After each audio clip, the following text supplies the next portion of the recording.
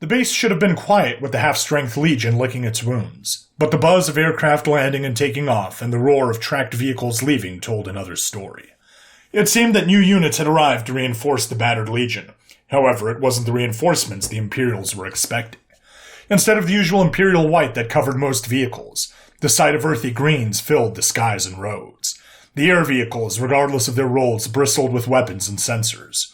Most were a very dark green one could mistake for black, but a very small number of them were highly modified transport craft that were colored jet black. The ground vehicles were equally as strange. The solid earth greens were accompanied with strange nettings that blended in with the jungle background. Some of the tanks and IFVs even grabbed foliage and intertwined it with the netting. The Imperials didn't know how to handle the newcomers, but it was clear that they took over combat operations while they resupplied and rebuilt the region. When the humans had finally arrived en masse, it was made clear to the Imperials just how aggressive of a tempo the humans usually used. The Imperials watched as their reinforcements took over, using unorthodox strategies and tactics, and throwing out standard Imperial operating procedures. A sole male human soldier stood with his arms folded behind his back in parade rest at the front of the chow hall. The 6'1" dirty blonde human was in full army regulations, buzz-cut hair, clean-shaven, tucked shirt, and bloused shoes. On the chest of his uniform was a small Velcro patch with 3 chevrons that denoted his rank of sergeant. The shoulders held his unit patch, a shield with a flaming drop pod, the Elite Light Infantry, 303rd Orbital Drop Division. Just above the patch was the tab, Hell Jumper, which indicated he was qualified in orbital insertion and spaceborne operations. The left of his breast held more Velcro patches. One indicated which military he belonged to, Terran Army. Above it indicated his elite status, a drop pod with a pair of bird wings on the side. On his right breast sat his name, Coleman. Coleman was always considered the very model of an NCO, a hard charger that was loved by command and men. So why was Sergeant Major Preston staring at him with death in his eyes, you may ask? A mustache. "Sergeant Richard Coleman, your moustache hairs are in violation of growing around the corner of your mouth," the seemingly small and angry Sergeant Major said, with what almost sounded like amusement. Sergeant Coleman repressed the urge to sigh as he just stared straight ahead. "I hear the battalion commander himself saying you look like a bum," the Sergeant Major continued. Coleman kept quiet and made an effort to endure this encounter. "You are unsightly, unsanitary, and in violations of the battalion's grooming standard," he said with venom in his voice. Behind the Sergeant Major, Coleman watched his friend, Corporal Elijah A. Drake, goose-step past the 2 men towards the entrance of the chow hall. The light brown-skinned man had 2 fingers on his upper lip, while giving a salute from a reviled government in history. "You reach me, Sergeant Coleman!" the Sergeant Major screamed with spittle flying out of his mouth. Coleman's face twitched as he felt it drip down his face. "Police that moustache!" The Sergeant Major's hand went up like a karate chop towards Coleman's face as he let out one final spit-fueled scream. Coleman had become unfazed by the fabled knife hand. He watched Sergeant Major Preston round the corner before continuing his walk to the prefabricated building from before the Sergeant Major ambushed him.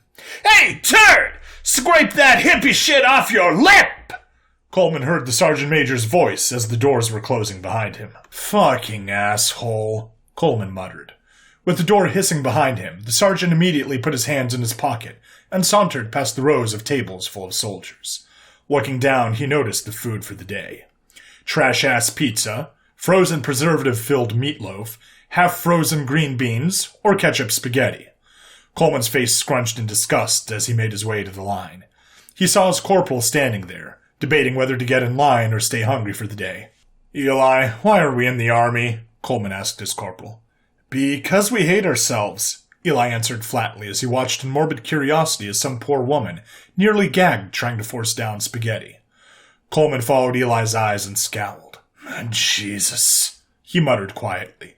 The woman's eyes were dead as she hesitantly lifted another fork full of soggy, cold, and seemingly putrid spaghetti to her mouth. The whole chow hall was in a similar state of melancholy. Soldiers were either forcing down the food as fast as they could, trying to ignore the taste, or sitting there, poking it depressingly. "What the fuck happened again?" Coleman asked after witnessing the horrors. "Well, Rich, let's see," Eli said in a light-hearted tone. "Our betters have decided that instead of letting our soldiers, trained specifically for logistics, to handle the procurement and transportation of our supplies. Instead, they said, "Hey, wouldn't it be cool to hire fucking Halliburton instead?" he stated plainly. Eli's eyes darkened as he stood there with his arms crossed, staring at the prefabricated meatloaf behind the plexiglass. In the pursuit of cost-cutting, they've decided, in their infinite bureaucratic wisdom, that being grossly charged by Halliburton was indeed a superior option to having our logistics do logistical things. He continued, with the tone of his voice getting more venomous with each word. Eli slowly turned his head to stare Coleman directly in the eyes, peering into his soul with eyes that knew only horror and suffering. It seems, however, they've just a huge fan of being fucked in the ass with a multi-year contract and being charged 100 times more than market price. His tone had started to become more hateful. The chow hall was dead silent, as everyone was enraptured with Eli's disturbingly accurate recanting of what actually happened. And our benevolent corporate overlords came to the conclusion that it was necessary to pocket the money and hire the most brain-dead monkeys they could find and pay them pennies. Eli snarled. His gaze panned back to the kitchen as he witnessed a cook squirt ketchup onto overcooked, soggy noodles. To which led them to ignoring our knife-eared friends and piloting our supplies over hostile orbit to be burned in the atmosphere along with our hopes and dreams. He finally finished sourly. The thought ran through everyone's mind at the same time. They had been dicked by the ghost of Dick Cheney one last time. Silence reigned over the massive open room as everyone dwelled over the horrible reality that was human military bureaucracy. After listening to that, every soldier, cook, and officer were close to needing psychological intervention. Covering his face with his hand, Coleman groaned in frustration. "Ridiculous," Coleman muttered. An understatement of the century, but unfortunately it wasn't uncommon. "Well, what the fuck do we do now?" he complained. "The entire battalion is running search and destroy ops with a crazy high tempo, and we can't even get real food," Coleman said dejectedly. Eli stood there, still staring at the near-lifeless zombies, getting whatever horrible prison slop they were receiving. "Fuck it, I'll starve," he said aloud to himself, while turning around and walking away from his place in line. "Come on, let's get the fuck out of here," he called out to his sergeant as he left at a brisk pace. Coleman pinched the bridge of his nose as he felt a headache coming along. "Fuck me," he groaned while he also left his place in line following his corporal. This was the third day the chow hall had been fucked. At this point, people were just surviving on rations. Catching up to Eli at the door, the two found the rest of their fire team deciding if it was worth going in or not. Private Andrew Schmidt, another pale-skinned blonde man with black tribal tattoos covering most of his upper body except his face, and a Private Rika Kuribayashi, a petite woman with chestnut-brown hair that was deceptively muscular. "It's worse than yesterday, don't bother," Coleman said, with the door hissing behind himself and Eli. "Damn, what do we do now then, Sarge?" Kuribayashi dejectedly asked. "Yeah, I'd rather die than get another omelet MRE, Schmidt said with absolute sincerity. For some reason, for the past 3 days, every MRE Schmidt opened and ate were omelets with the milkshakes, a combination to cause apocalyptic bowel movements. The group stood around discussing their options. They eventually gave up and began their trip back to the barracks. They decided to take the scenic route as they ambled their way to the airfield. The usual scene of transport aircraft loading up and offloading soldiers, most likely performing search and destroy missions, greeted them the moment they arrived. However, it seemed the more specialized and blacked-out aircraft were spooling up as their complement of heavily armed special forces boarded. Coleman immediately recognized the heavily cybernetic and heavily armed operators as they got onto their craft. The Hands. The legendary and secretive Tier 1 direct action elements of MISOC, Military Intelligence and Special Operations Command. Since he got here, he would usually see the Eyes going out and running operations. He didn't know much about that unit, but if he had to guess, then they probably did spooky and probably illegal shit.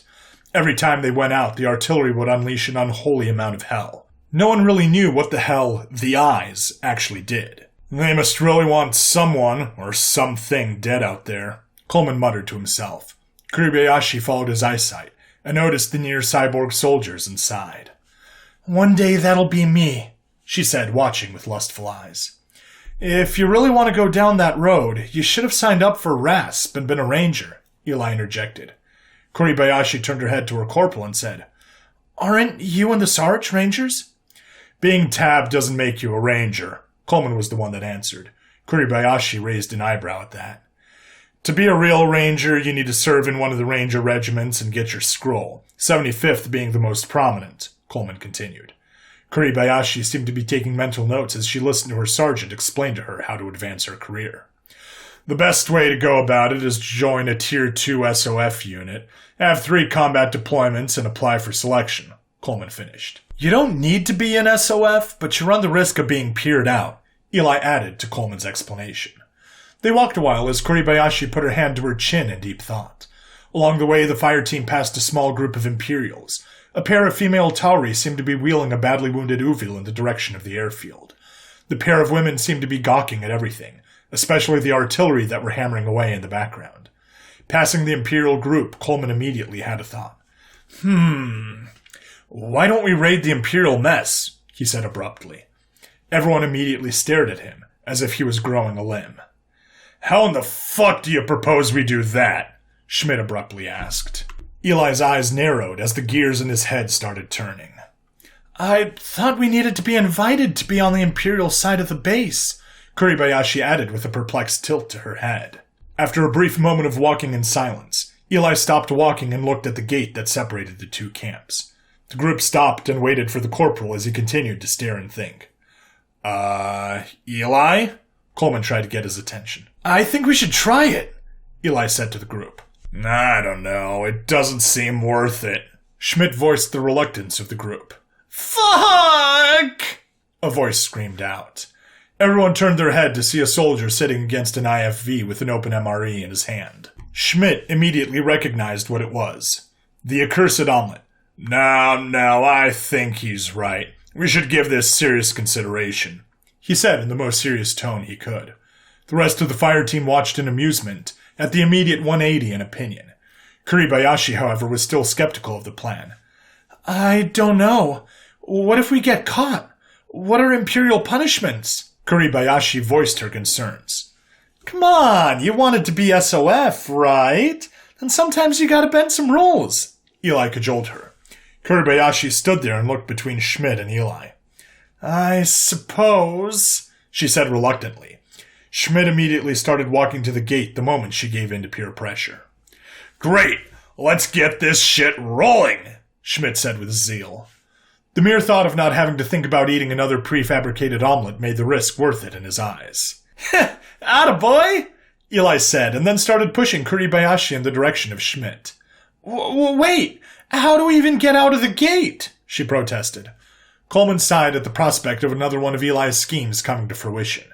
Even though it was initially his idea. He was somewhat responsible this time, so he sucked it up and followed them to the exit. Once the fire team made their way to the gate, a pair of human sentries stood there, staring at them as the group walked up to them. The fuck do you think y'all doing? One of them said with a raised eyebrow. Look, Dale, let's make a deal, Eli bargained. Dale and his partner gave each other the side-eye before looking back at Eli. Eli, fuck off! Dale immediately tried to reject him. But Eli had an ace up his sleeve, even though it wasn't realized yet. No. Listen, hear me out. If you let us out without telling anyone, we'll bring you guys something that isn't an MRE, he said, trying to entice the 2 men. Both the sentries' ears perked up at that. And how the fuck do you suppose you're going to do that? Dale's partner spoke out this time.